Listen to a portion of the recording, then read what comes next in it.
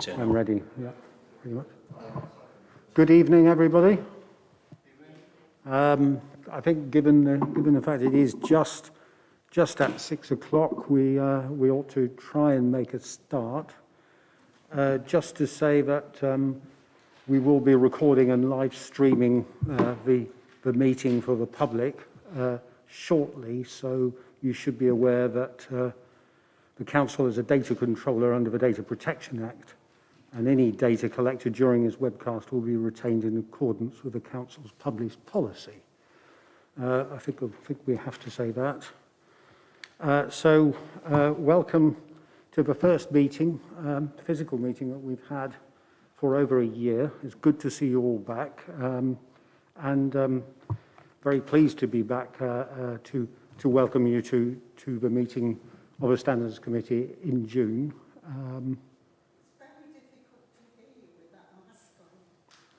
Well, I've got the mask because it's, well, I'll try to, but actually the guidance is that you have to wear the mask at all times. I know it's not enforced, but the guidance says that, so I will be doing so. If you can't hear, just get me to repeat, please. Yeah. So I'll move on to the agenda, and we have some apologies, I believe, for absence. One from, is it Councillor Payne, who I think has got some illness in the family, so he's unable to make it. So I hope he's all right. And Susan Dewey as well, is that right? Okay, so we have Susan Dewey's apologies, who's the Deputy Independent Person. So yeah, and we also have apologies from Councillor Murray with Councillor Smith as substitute. Fine, welcome Councillor Smith with the substitution. So, any other apologies? No. Okay, so the second item under the agenda and the minutes were sent out, and these are the minutes from the 11th of March that are in your papers. There is a addition to the minutes relating to the tribute that John Bagley paid at that meeting. We did pay tribute to Helen, but we also paid tribute to other people as well. And that we've got a form of words. I don't know if you wish to read that out as a correction to the minutes. If you have it, if not, I'll try and find it.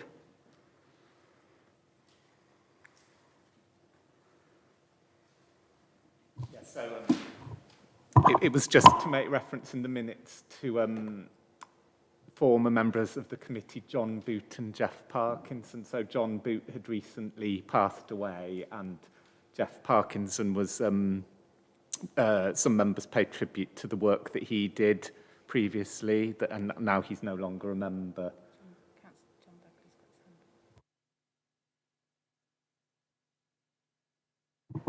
John.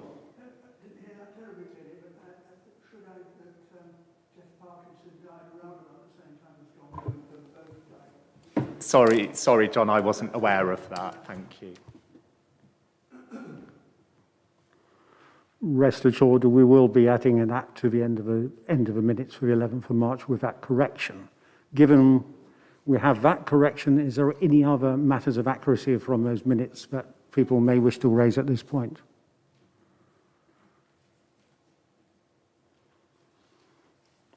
Otherwise, can a member who was present indicate that they've move them as a correct record? Thank you. That's been so moved. In second, any seconders for that? Thank you. So, no objections? In which case, we'll have those as a correct record. Thank you. With that correction in there. The next item that we have is any declarations of interest for this particular meeting. I've received none. I don't know if anyone else has. No declarations of interest. Fine. Thank you very much. The fourth item we have on the agenda is the Gifts and Hospitality from 2020 to 2021, probably thinner than it would otherwise have been because of COVID. But nevertheless, I will ask Francesca to move that item for us. Thank you, Chair. Just a very brief presentation in relation to this report. So this is the annual report that comes before Standards Committee in relation to gifts and hospitality for the year 2021.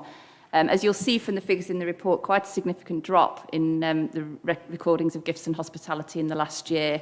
A significant drop in gifts and hospitality offered to officers, a drop from 92 in the previous year to 22 in 2021. And in relation to members' declarations of gifts, we had no gifts recorded in 2021, which was a significant drop from the previous year. The main justification for that, and you can see certainly when you look through the staff register, which does have some entries on there, the main reason is due to COVID. So many of the council's facilities have been closed. Previous events, conferences where gifts or hospitality may have been offered to both members and officers have not been taking place due to the pandemic, and as such there just hasn't been the same volume. So I have no concerns about the significant drop in levels. It's just the circumstances that have been in place over the last year. What I would mention, it's not in the report, but when you look at the nature of the gifts, so the chocolates, the biscuits, there's a number of those that were given to staff in relation to the Richard Herod Vaccination Centre. So council staff that have been working at that centre who've received gifts of thanks from residents who've visited the centre for their vaccination. So nothing significant to report. We will continue to I will continue to report quarterly to senior leadership team in relation to the staff register, and we'll also remind councillors quarterly to make sure that they update the members register, and that will be published on the council website. I don't know if anyone has any further questions. Thank you very much for that comprehensive the reason for the difference looks to be relatively obvious to me. Any questions on any item? Councillor Smith. Can I just ask buy a bottle of champagne for £15, and if so, what does it taste like? This I wouldn't know.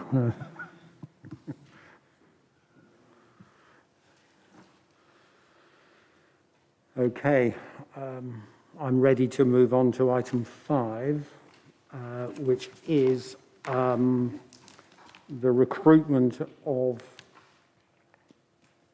co-opted parish representatives, I think it is.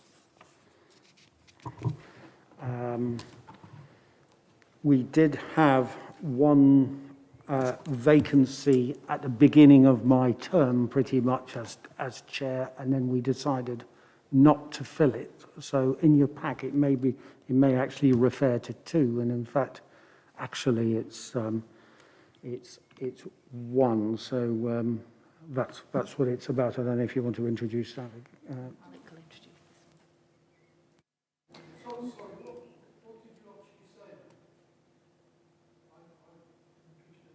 Sorry, I'm introducing item 5, which is the co-option of parish council representatives.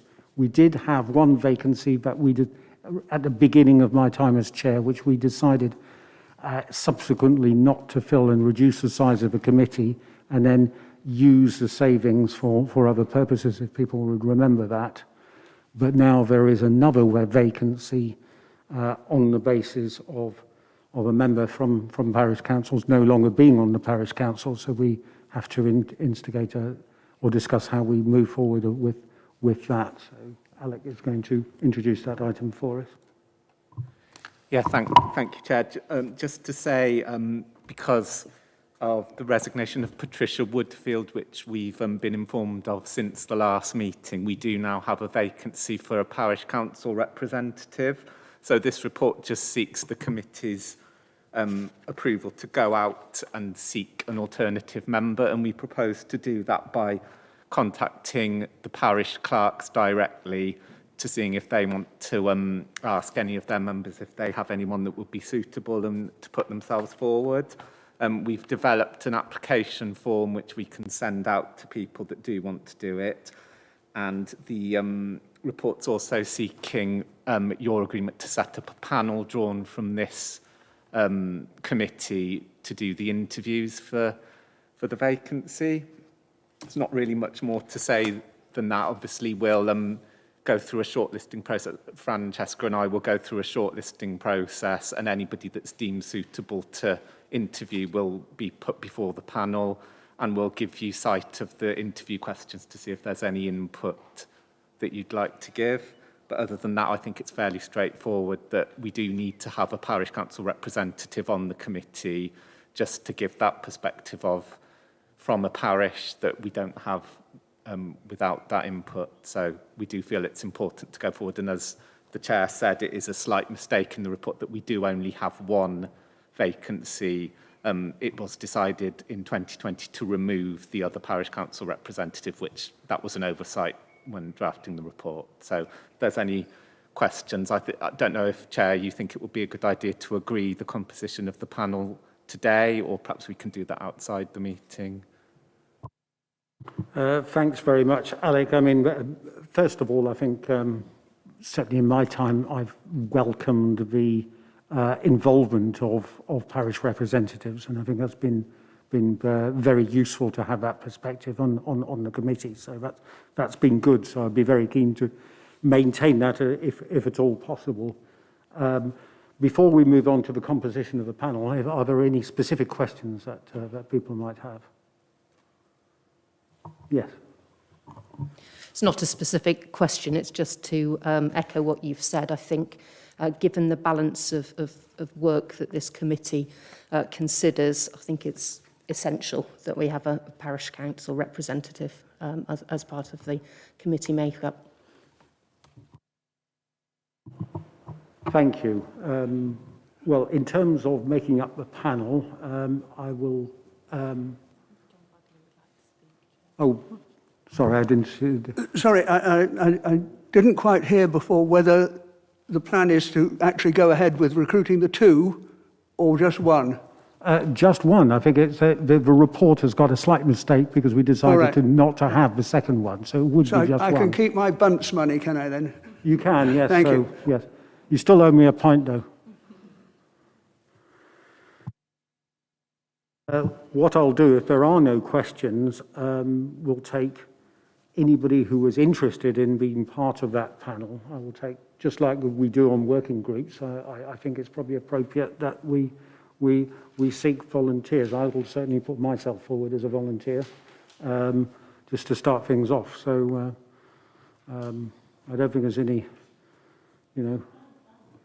Yes, okay, so I think that would be very useful, actually. Yes, I mean, yes. So you got that noted? Yeah. Yep. Anyone else? And it can be, you can nominate Simon, even if he's not in the room.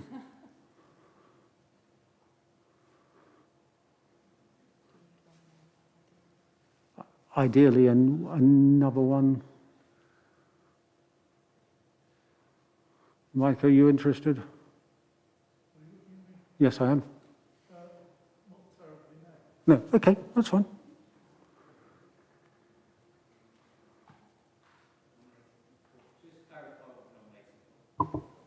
So it's to be part of the interview panel that would appoint the parish council representative to sit on the committee?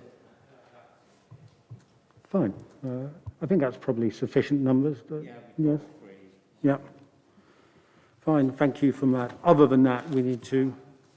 So the decisions that we have to make then is to accept that we are going to go through the process and the panel as currently set up, and then we'll sort out the arrangements and the questions and so on in due course. Is that... Can we have everybody agree to go ahead on that basis? Can I have a show of hands for that? Thank you. Duly noted. So, number 6 is an update on the Code of Conduct review that was done. The working party met virtually on the 1st of this month after quite a battle that Alex had to find a date that was suitable for various people.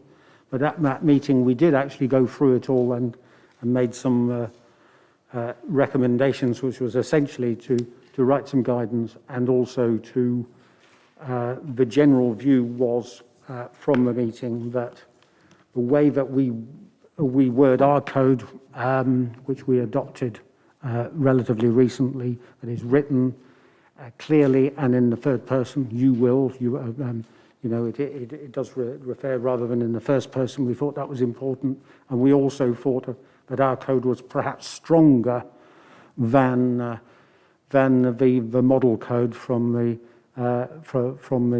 LGA. So we did go through and made some recommendations to keep our code, but also to update some guidance around it, which would be published on the website. But I will let Fran introduce that item, but just a summary of a discussion really there. Thank you, Chair. Yes, members will recall at the last standards meeting, it was agreed that a working group would be set up to go through and compare and contrast the current Gedling member code of conduct with the LGA published model code, which you'll recall came out of the CPSL recommendations that there should be a standardised code. You'll also recall that the code has not been brought in as a mandatory code under the Localism Act, so it's still an optional code in relation to whether authorities adopt it.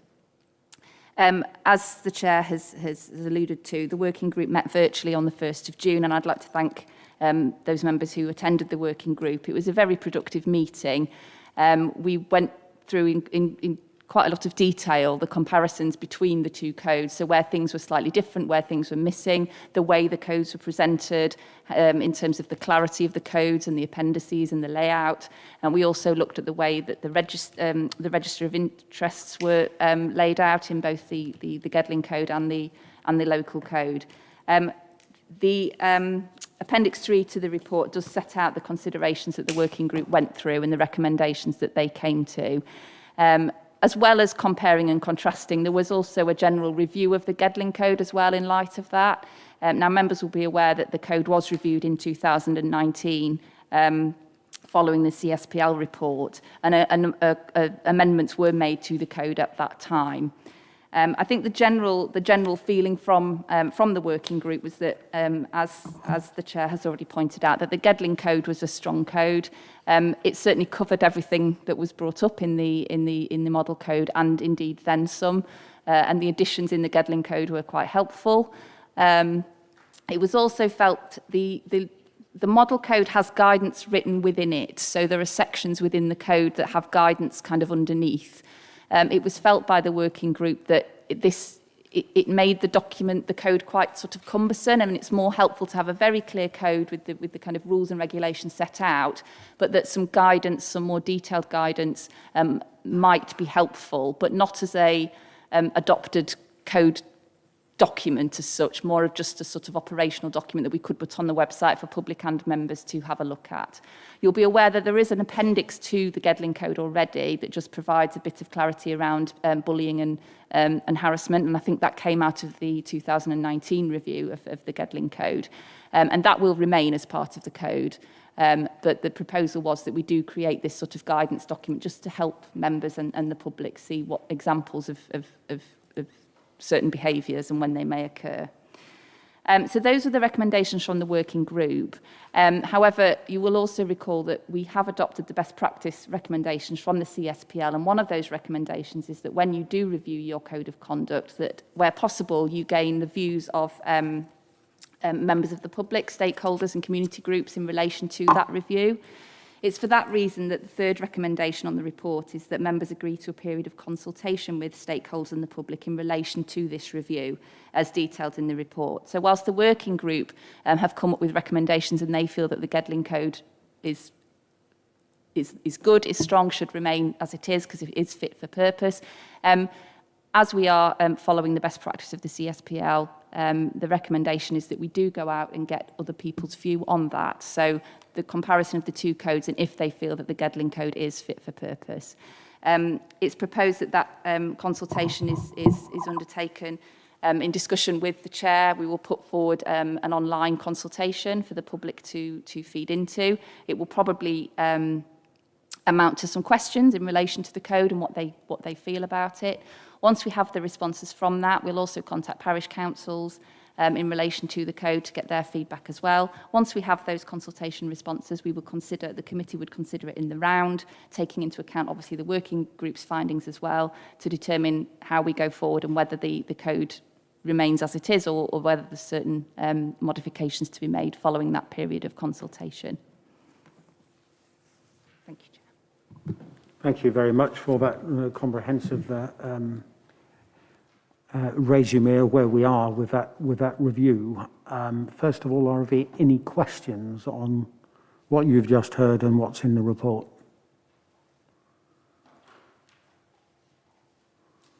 Okay, any points that people wish to raise on it? Yes, go ahead. Just simply to put my support behind paragraph 2.2, the consultation proposal. I know we don't have voting rights, but having been part of the working group, I think that's important that it then goes out to the wider community. It's not sufficient really that me representing the wider community would be the only person to have input into it. I think consultation is important. Thank you. Any other points that people, and thank you for your support as well. Any other points that people wish to raise? I wanted to say, Chairman, that I think, as you might expect, I support every word and comment that's been made in this comparison, and an awful lot of very hard work went into it by people who are a lot cleverer than I am. What I do disagree with is, I'm afraid, is the consultation. I think my experience at Rushcliffe is that they're in attempting to create a more precise document like the one we have here. There was too much outside commentary that was allowed, and it just defeated the purpose of the exercise. You know, a lot of people who know a lot about this have looked at this carefully and come out with what I think is an excellent document, and but I don't agree with the consultation period, or at least it should be kept very short. I think once you start involving people who don't know the processes that need to be gone through, you're opening a whole, if I may say so, can of worms. Having said that, I do strongly support the guidance papers suggestion, because I think it could mean that in addition to sort of generally working with the document as it stands, there are outside issues which could be all brought together. Like I'm thinking of, well, there's a protocol for the independent person, and that could be useful for people just to remind themselves what the IP is about.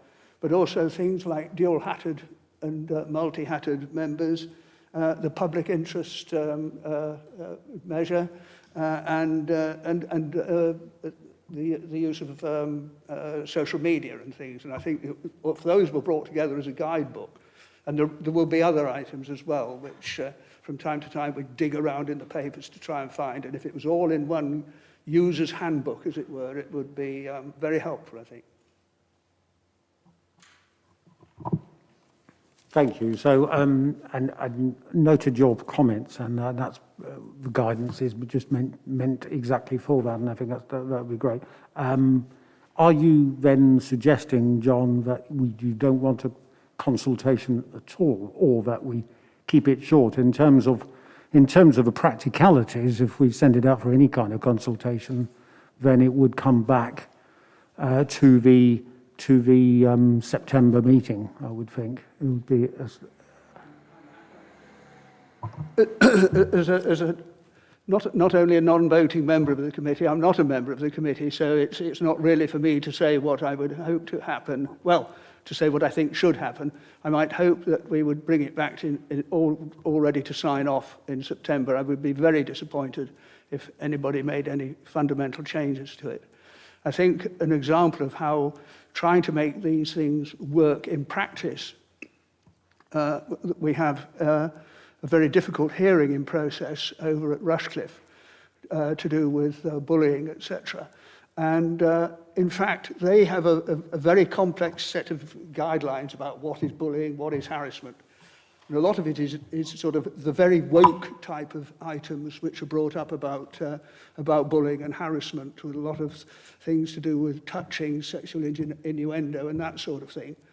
When it came down to trying to identify in their list of examples, bullying, proper old-fashioned bullying of just, you know, being on top of an employee all the time and saying, do this, do that, it's wrong, etc.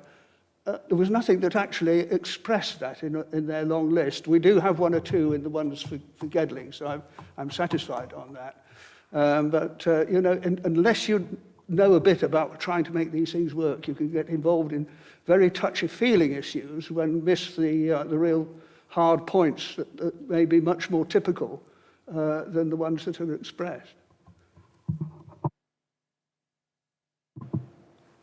Thank you. Of course. Just to respond to that, I do hear your points in relation to the consultation. I think from my point of view, it's something as a committee that we've kind of committed to follow those best practice guidelines. And I think also, you know, whilst you're quite right, I work with the code a lot, as you know, and going through it, particularly when you're dealing with complaints, you need to understand exactly what it is you're looking at, and it needs to work well for those people who are doing that role. That said, obviously, this is a code that applies to members acting in their capacity as councillors, elected members, parish councillors, and I do think it is important, if it's done in the right way, that the public do get the opportunity to comment on that and input into what standards they would expect of their elected representatives. In terms of the period of the consultation, it's proposed in the report a minimum of 4 weeks. The sort of Cabinet Office guidelines in relation to consultation is that it should be for a period which does allow a genuine time for people to respond, and the proposal of 4 weeks I think is reasonable.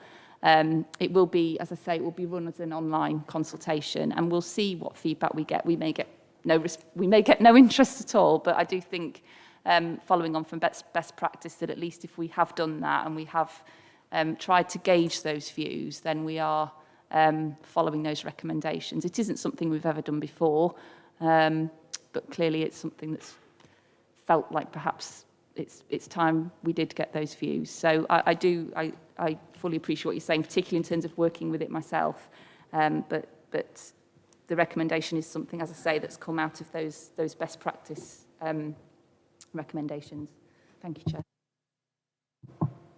Thank you very much, Fran. So the proposal is to go forward with a very short consultation of 4 weeks, and will be online, but that the expectation is that, broadly speaking, this will be our way of dealing with it, and we'll ratify that at the autumn meeting, the September meeting. So that's the recommendation, I think, in summary. I will wait until all the members are back, and then we'll take a vote on that.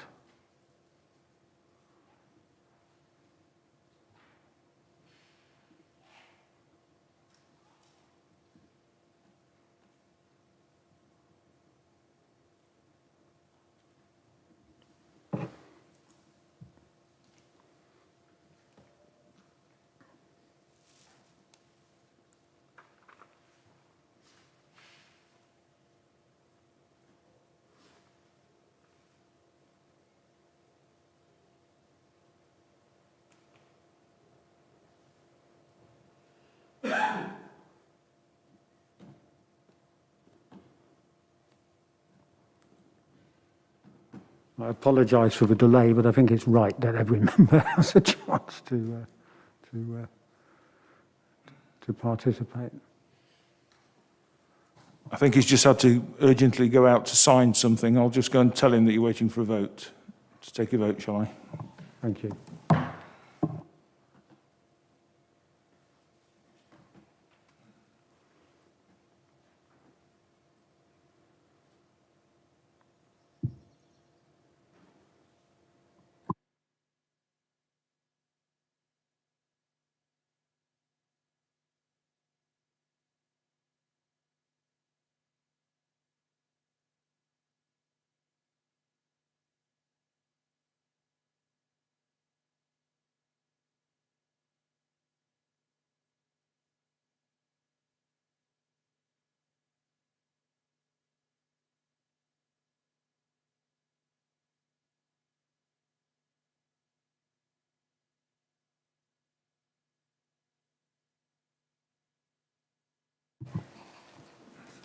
Yeah, sorry about the timing.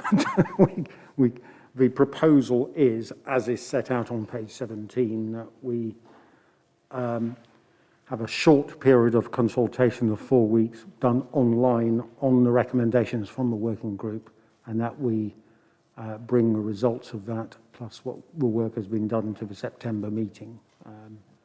So can I see somebody move that? Thank you, Mike. Seconder, please. Thank you. That's been seconded. Those in favour, please show. Those are voting members. That's adopted, those recommendations. So we come to the item 7, which is the Code of Conduct Complaints update.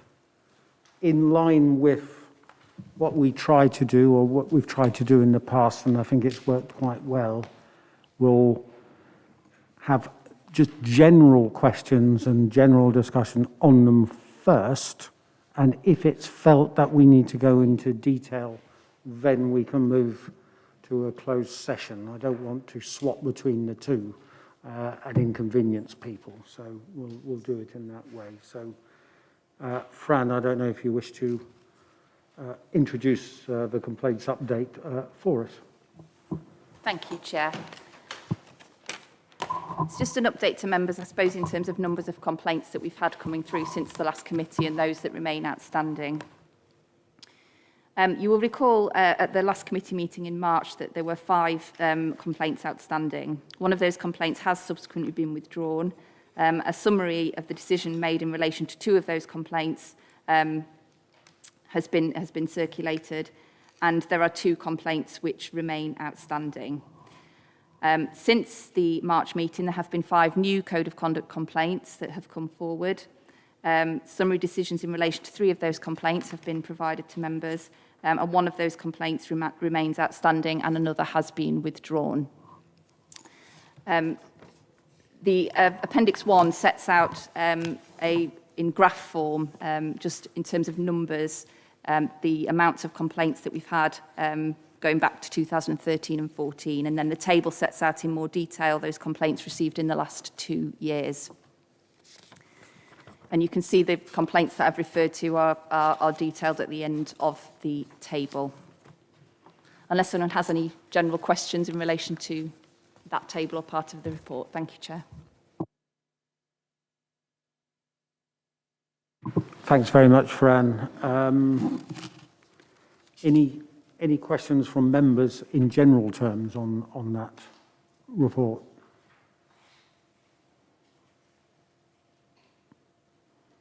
No, I've got one though, Fran. I think there was an action from the last meeting in relation to one of the complaints where you were asked to regroup and send for clarification from one of the group leaders.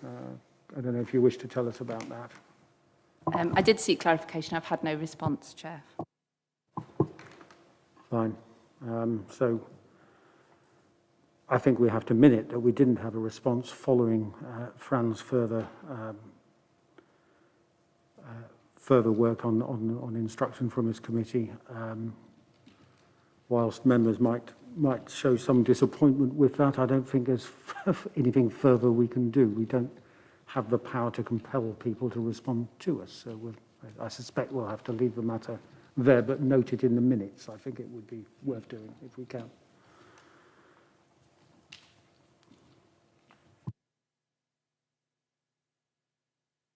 Any other points? I also Councillor recall Smith. at the last meeting, Chair, that obviously we discussed the large number of complaints that relate to Calverton Parish Council, and it was suggested that perhaps Gedling Borough Council offers some support to the council if necessary. I don't know if any thought's been given to that. In relation to the complaints, there has been a number in recent months from Calverton Parish Council. They're being worked through individually, and they do differ in terms of their content and nature. But I am looking at potentially any support that we can offer to the Parish Council going forward. Yes. Thank you, Fran. Councillor Smith, does that answer your question? Yes, that's fine, thank you. Yeah. Thank you. John. Sorry, yeah, from my point of view, I know there are quite a number of cases regarding Carverton, but we've been in this area with different minor authorities before, and we have them over in Rushcliffe as well. And certainly this particular council is nothing like the sort of almost dysfunctional character that we've had in previous cases, and I would not, because of the risk of getting prejudiced if one gets too far involved with giving councils advice, and we've had this lesson before when I think Helen years ago tried to help the council, and a complete row broke out while she was there, and she had to withdraw from any further consideration, and it had to be dealt with by Fran. And so one has to be very careful on these things. And certainly I don't think we've got to that sort of stage yet here. Thanks, John. Do you need to respond? No, I don't think so. I mean, as well, Alec and I have discussed generally in terms of the consultation on the new code. That's also an opportunity to speak to all parishes generally about the code and how it works. Thanks very much. So if there are no further general points, does any member wish to raise any specific complaints that's contained at the back of the pack, in which case we'll move to closed session on it or not?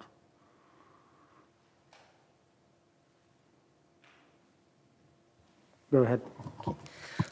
I obviously don't know the specific circumstances of complaints STD 002582 through to 84, and that may have a bearing on this comment. But in relation to the matters arising from item 2 on the agenda, the leader of the party getting involved and talking to the particular councillor, I don't know if that is relevant to this and whether it would mean looking at the particular circumstances or not. And obviously, if we had to and consider whether there was a parity of response, whether we'd need to go into closed session to review the particular circumstances. In terms of, if you want my comment generally on the outcome, I don't have any questions about the conclusions that were reached as part of the investigation.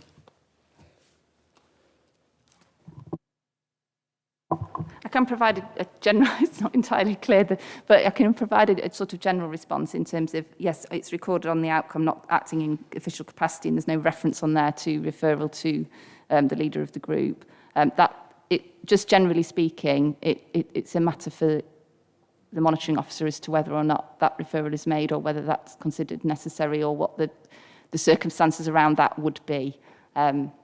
It's a judgment in relation to each complaint.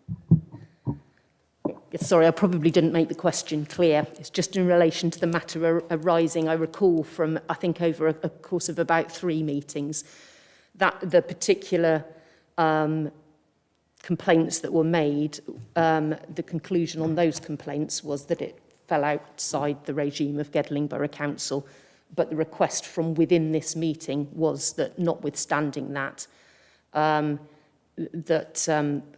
a word was had with the councillor in question.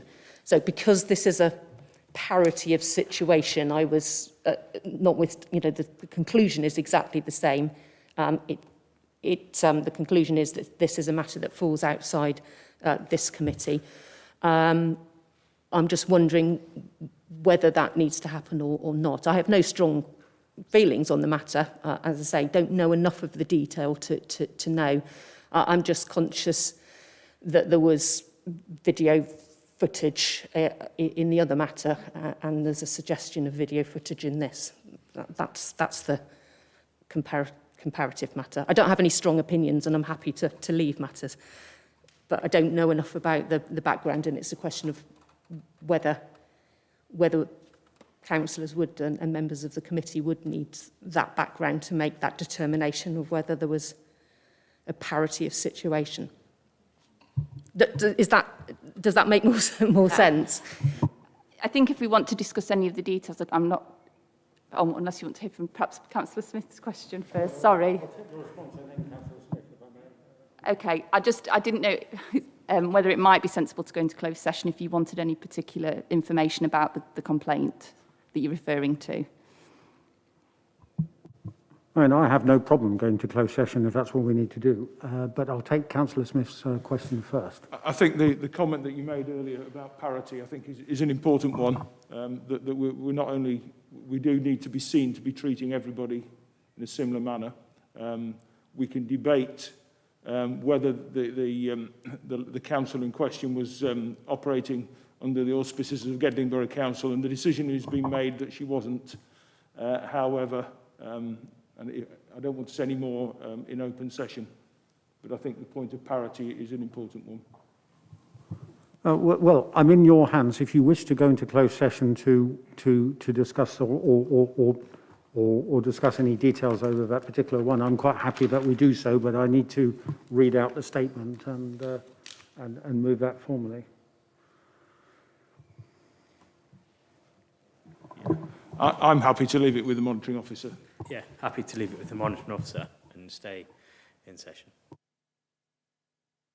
Fine, we'll do that then. In which case, are there any other questions relating to any of what you've heard? If not, I'll close that item of business, but we do have to note the report, don't we?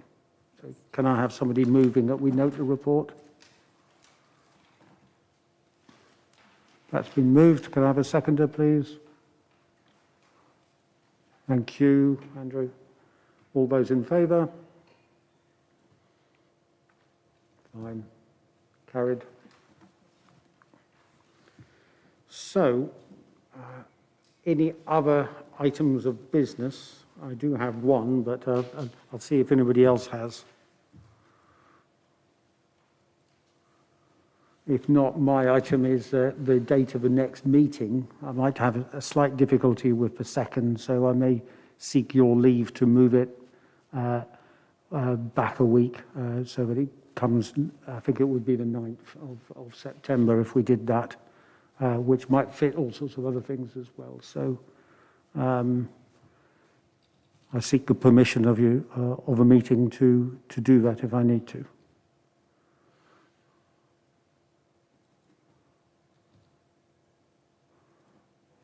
I'm not hearing any objections, so that's what we'll attempt to do then, Alec. Yeah. Thanks very much. Any other items of business? Any other? No. It's just for information. It's not urgent business. It's just for information. It's just if members may have realised this already through Alec presenting the report in relation to the parish council, but the Deputy Monitoring Officer is currently on maternity leave, and Alec has stepped up in the interim as Deputy Monitoring Officer to cover that period of absence. Hence, if you hadn't realised, that's why he was presenting the report. And also, just as well, if I may, Chair, just to let the committee know that I've today been contacted by Susan Dewey, who will be retiring as reserve independent person at the end of August, moving away from the Nottinghamshire area. So it was just to advise members of that. So she will continue in the interim, but we will need to look to fill that vacancy as well. Thank you.